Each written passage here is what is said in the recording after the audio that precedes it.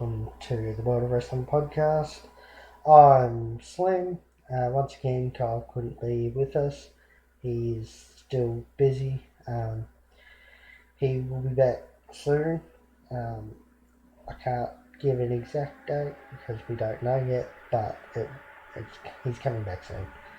I am still looking for somebody to co-host with me for now, but that's been unsuccessful. I'll keep asking around there and see what happens.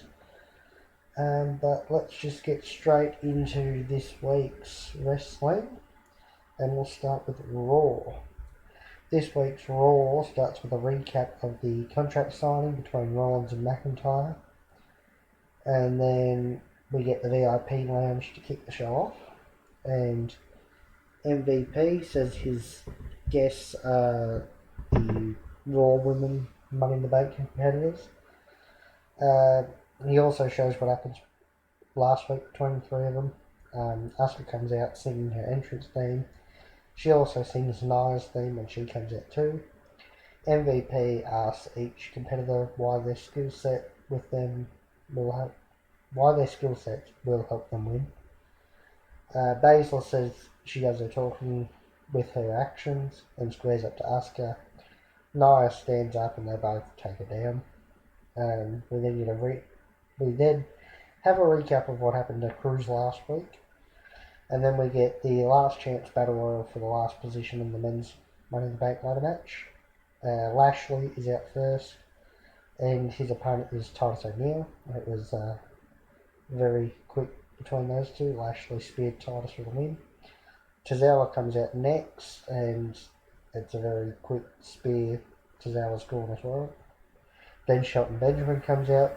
He lasts a bit longer, but eventually Lashley hits him with a spear and beats him. Humberto Carrillo is out next, and Carrillo manages to survive Lashley long enough that Lashley gets himself disqualified. He then attacks Humberto after that, and then Angel Garza comes out. Garza and Carrillo are going at it. We then have a look backstage where Lana is talking to Lashley. Lashley walks away from Lana. Carrillo rolls up Garza after reversing the wing hipper and pins him. Austin Theory's out next. Carrillo beats Theory after he hooks the legs. So he hit a superplex and hooked the legs and pinned Theory. Then out comes AJ Styles, locks in the calf crusher after a little while, and Carrillo taps out. AJ wins the gauntlet match. So AJ is now in the Money in the Bank. After the match, Carrillo gets destroyed by AJ, and he destroys Carrillo's leg on the ring post as well. It was a good, fun match, the entire gauntlet match. Post-match, AJ says he's not a zombie or a ghost or whatever. There is an Undertaker to steal his spotlight this time, and he says that at Money in the Bank he's going to win. We then have a look at the 10th, 9th, and 8th top Money in the Bank moments of all time. Then out comes Rollins to have an exclusive interview, and he says that Drew's not a leader and it's not his destiny to be WWE champion, and Rollins is going to win the belt at Money in the Bank. We then see Shane Thorne and Brendan Vink and MVP backstage. MVP says to them that they've got their match against Ricochet and Cedric in the bag. Vink says that they're going to win. Murphy then has a backstage interview where he says that Rollins took him under his wing. They both needed it, and he stands by Rollins, and one day he's going to be as good, if not better, than Rollins. Murphy also says that he knows that he can beat Drew. Cedric and Ricochet vs Shane Thorne and Brendan Vink next. Vink gets the pin on Ricochet after a massive big boot. It was a good, fast-paced match. We then see the 7th, 6th, and 5th best Money in the Bank moments. After that, we get the Street Profits versus the Viking Raiders, which was billed as a championship match, but then out of nowhere they turned around and said, it's not, it's just a non-title match. And I was very confused and very pissed off. I think they were even advertising it as championship match during the show. And then as soon as they came out, no, it's not. But yeah, so before the match, the Profits cut a promo saying that they're going to win because they want the smoke. It was a really good match. Raiders won with the Viking experience. Drew then says Murphy is confused and he'll beat Murphy later. Then we see the fourth, third, and second greatest Money in the Bank moments. The Viking Raiders then have a backstage interview. They say that they're better than the Profits. And then you get a recap of AJ Styles returning earlier. Aleister Black then has a promo who says he asks what it's like to be buried alive. He also says that he's going to win Money in the Bank. Ray then has a promo, says he's going to win Money in the Bank. Charlotte's out next, and she's talking about Io and their title match on NXT when Liv Morgan interrupts her and says she's going to win a title in the future. After the break, we get a promo for Jinder Mahal.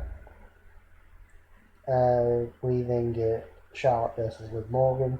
Match was good. Charlotte won by submission after locking with figure 8. Liv was good. Charlotte was alright, because Charlotte's always alright.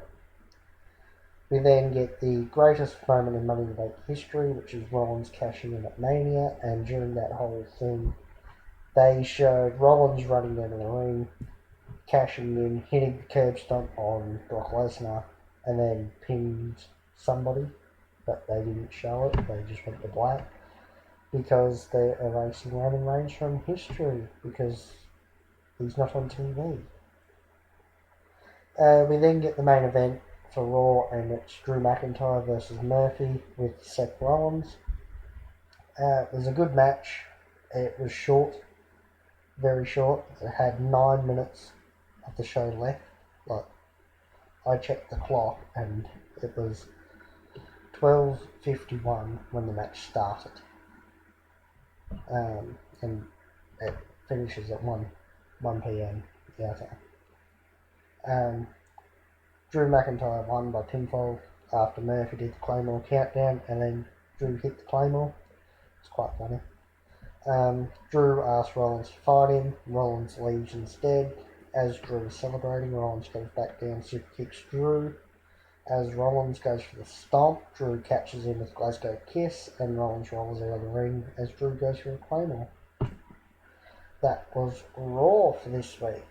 We'll move on to AEW Dark. To kick Dark off, we get Ryan Piles versus Creeper 10 with Brody Lee. It was pretty much a squash match for 10. He won by pinfall after a spinebuster. Brody got annoyed when Piles got some offense in. We then get Sean Dean versus Sammy Guevara. It was a pretty good match. Sammy won by pinfall, hitting the Burning GTS, which is Dominic Dijakovic's Feast Your Eyes. We then get the main event, and it's Colt Cabana versus Kip Sabian with Penelope Ford. It was a good match, pretty fun. Kip won after Penelope distracted the ref, and Kip hit a low blow on Colt, then pinned him to the 3.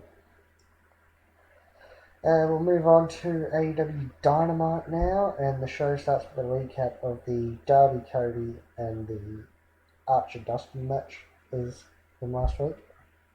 So it'll recap what happened between Darby and Cody, and then Archer Dustin. Commentary this week is back to normal with Tony, JR, and Excalibur. They run down the show. First match of the night is Joey Janela versus Cody. Really good match. Cody won by pinfall after hitting Crossroads. Next, we get a video package showing what happened in the women's division since Nyla Rose won the belt. We then get Nyla Rose versus Kenzie Page. Before the match, we get an interview with Nyla, who says she's the most dominant person on the roster. It was a squash match for Nyla, who won after hitting the Beast Bomb for a 3 count. MJF then has a video, and he says that he's better than everyone, and he'll be back next week. Shawn Spears then has a promo, which says he blames Cody for how the Dustin Archer match ended. MJF and Shawn Spears are then having an interview with Tony, I believe it was, and they say that each other is great, and Tony says that at Double or Nothing, MJF will face Jungle Boy, which will be a fun match. Frankie Kazarian versus Jon Moxley is next. It was a really good match, very back and forth. Moxley wins by pinfall after the paradigm shift. Moxley's attacked by the Dark Order's Creepers. SCU come down, they get beaten up by the Creepers. Brody Lee shows up, hits CD in the head with a chair, then a discus clothesline on Moxley. Brody then cuts a promo saying that he is answering the bounty that Mox put in his own head last week. Brody brings up the past when they would fight, like as Harper and Ambrose. Brody also says he wants the AEW Championship and he challenges Mox, and Moxley accepts. Brandy then has a promo who says she isn't a damsel and Jake Snake will keep her name out of his mouth. We then get QT Marshall with Brandy Rhodes versus Lance Archer with Jake Snake. During Archer's entrance, he wipes out Jason Cade, who is at ringside, and attacks QT Marshall before the match. Then finishes his entrance. It was pretty much a squash match. Archer won by pinfall after the EBD claw head slams. After that, Britt Baker attacked Brandy. Then Jake Snake went and got a Python, laid it on top of Brandy. Then Taz interviews Darby Allin, who says nothing. Taz then offers to help Darby by coaching him or something like that. Darby then leaves. He doesn't say anything at all. And it's main event time, and it's the Sex Gods, Chris Jericho and Sammy Guevara with Jake Hager, versus Kenny Omega and Broken Matt Hardy in a street fight. During the Sex Gods entrance, Pineapple Pete takes a swing at Jericho. It was a really great, really fun match.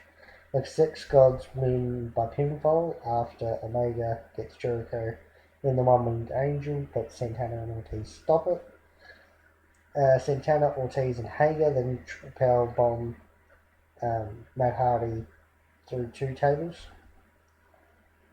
Jericho powerbombs Omega on the roof of the golf cart, then hits the Judas Effect for a 3 count on Omega.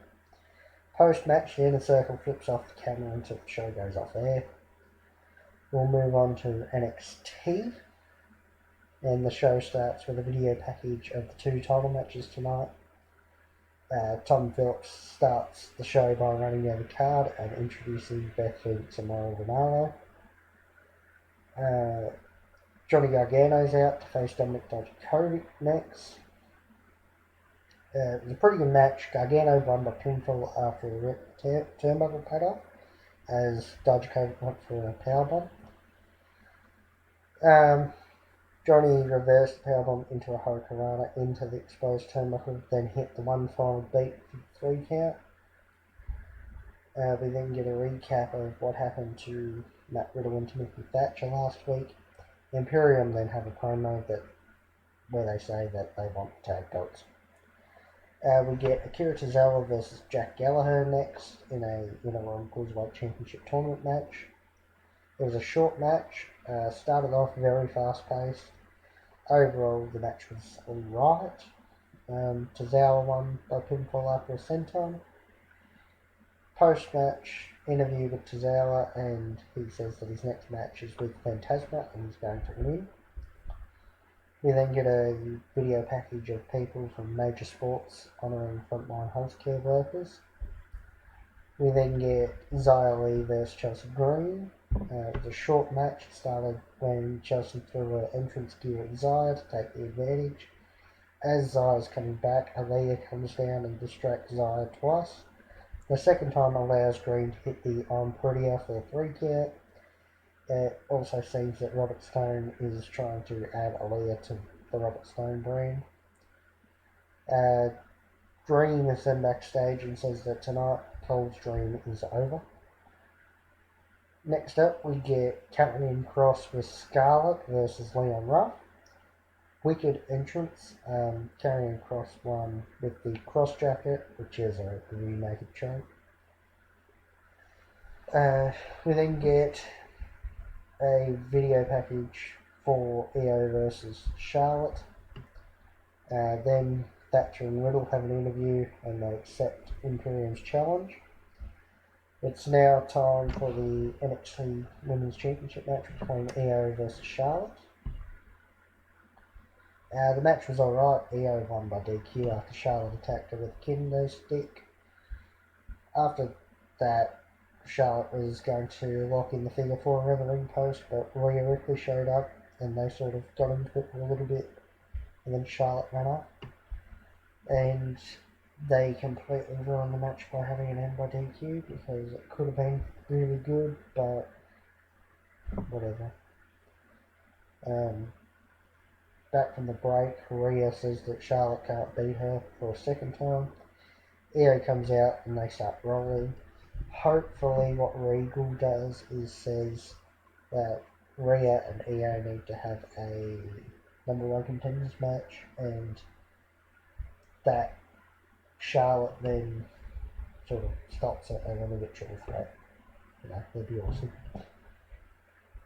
We then get Kushida versus Jake Atlas in a Cruiserweight Championship tournament match. It was pretty good, sort of short. Kushida won with an armbar.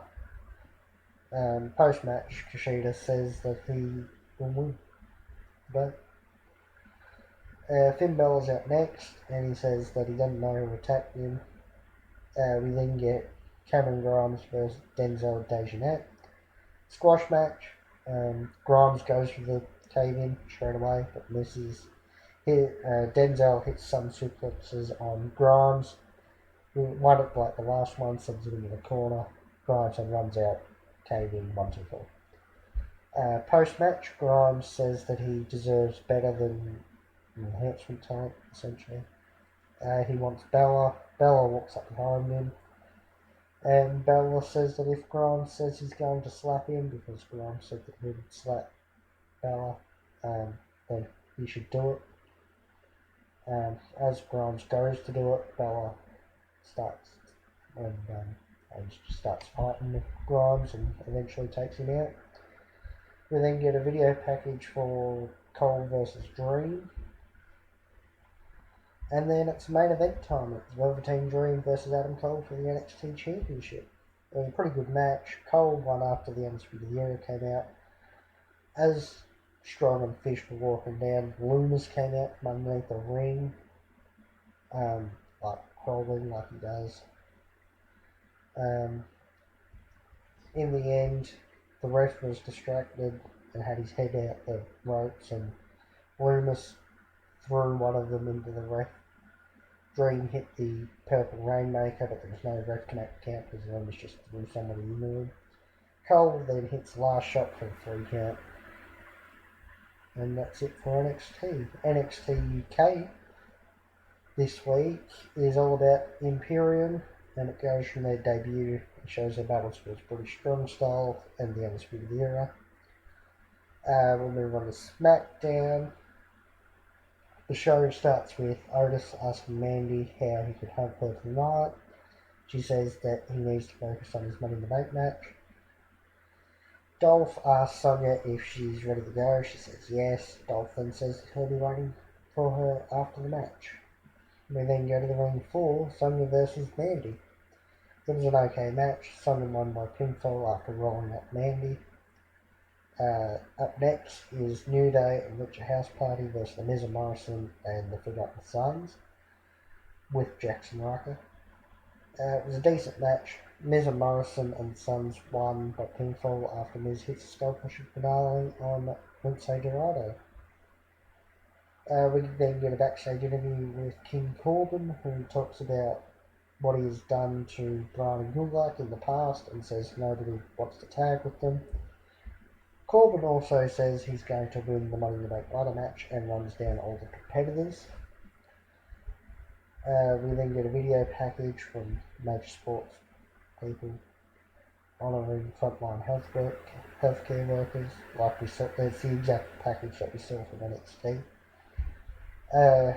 Jeff Hardy's out next to have an in-ring interview with Renee Young. As Jeff's talking, he's it's showing backstage that Sheamus is talking shit to the TV. Like, it was meant to look like he didn't know that it was being filmed, sort of thing. Yeah, I don't know. It was weird. But eventually Sheamus starts to walk down to the ring. And as that happens, Jeff Hardy calls out Sheamus. Sheamus comes out and he says that nobody cares about Jeff. They talk back and forth before Sheamus says he's going to put out Jeff Hardy's flame. They then brawl. Jeff hits Whisper in the Wind, Twist of Fate, and Swanton Bomb, and they're back together in Twist of Fate, the Twist of Fate, where they changed it to the Twist of Fury once Matt left, and then as soon as Matt said, I didn't say that he couldn't use Twist of Fate, they've obviously gone back to it. Bray and Braun then have a face-to-face, and Bray actually shows up and says that he can take Braun home, but before he can, he needs the Universal Championship. Braun says that Bray doesn't know him, and at Money in the Bank this will end. Bray says it's just the beginning before offering the Black Sheep mask, and the puppets all say, come home. Braun says he's done, and he has the Universal Championship for pulling a Bray Wyatt, doing the whole see ya on Sunday thing, like how he always finishes the Funhouse, but says see ya on Sunday. As Braun is leaving, Bray says that he's sorry he tried. So I'm thinking that maybe the Fiend shows up to beat Braun because Bray's tried talking to him and it hasn't worked. Otis is then shown walking backstage when Bryan and Gulak show up and ask how Mandy is. They also ask if Otis heard what Corbin had to say about him. Otis says no, and they walk away telling him what Corbin said. We get a recap of what happened between Sasha, Bayley, Tamina, and Lacey last week. Then we get Sasha and Bayley versus Tamina and Lacey. It was an okay match. The ref was shit. Even commentary commented on the reffing. They were there, the ref's not doing his job. So that's how shit he was. Tamina and Lacey win after Tamina hits a super kick and a Samoan drop on Bayley and pins her for 3. We then get a tour of Titan Towers and the rules of the Money in the Bank ladder matches. We then get an interview with Carmella and Dana Brooke, and they both say that they're going to win the Money in the Bank briefcase. And it's main event time, which is King Corbin, Shinsuke Nakamura, and Cesaro versus Daniel Bryan, Drew Gulak, and Otis. Corbin, Nakamura, and Cesaro win by pinfall after Corbin hits a deep 6 on Gulak and pins him. After the match, they all start brawling. Corbin is the last person left in the arena, and Corbin sets up a ladder, starts climbing. As he's climbing, Bryan attacks him. Corbin gets rid of Bryan because he's blind before Otis shows up. Otis takes out Corbin. As Otis starts climbing, he starts breaking the rungs of the ladder, which was funny. As he goes from one side to the other, Corbin takes out Otis before Bryan comes back, takes out Corbin, sets up a ladder. Corbin takes him off before Corbin climbs the ladder, unhooks the briefcase. So that generally means Corbin's not winning the briefcase. Oh yeah, that's right. After Corbin, Nakamura, and Cesaro made their entrances though, he came back from break, and the Hacker is there again, and he's talking about anger. And there was something that I couldn't quite hear, and I haven't been able to find it again. But yeah, there's something else. It was like they were saying who they're going to go after next or whatever. But I don't know, we'll work it out, and I'm sure that we'll find out very soon anyway.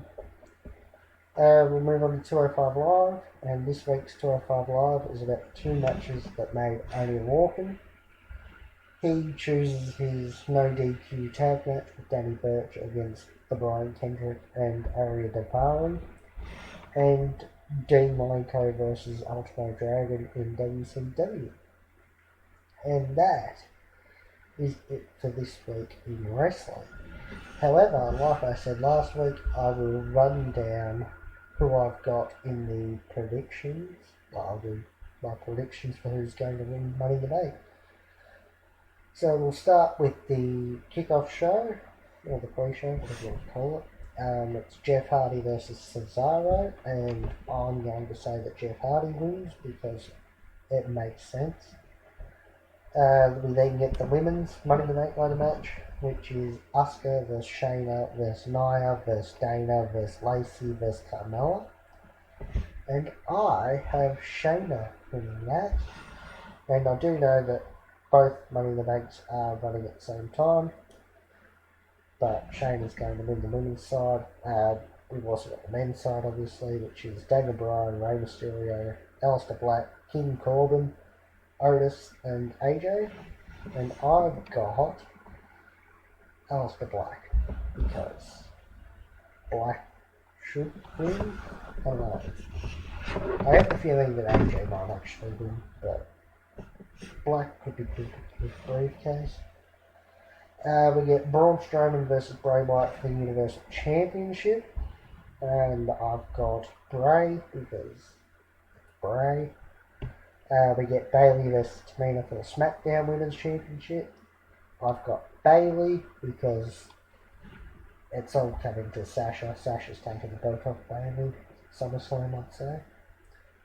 But yeah, Bayley's not losing it to Sasha.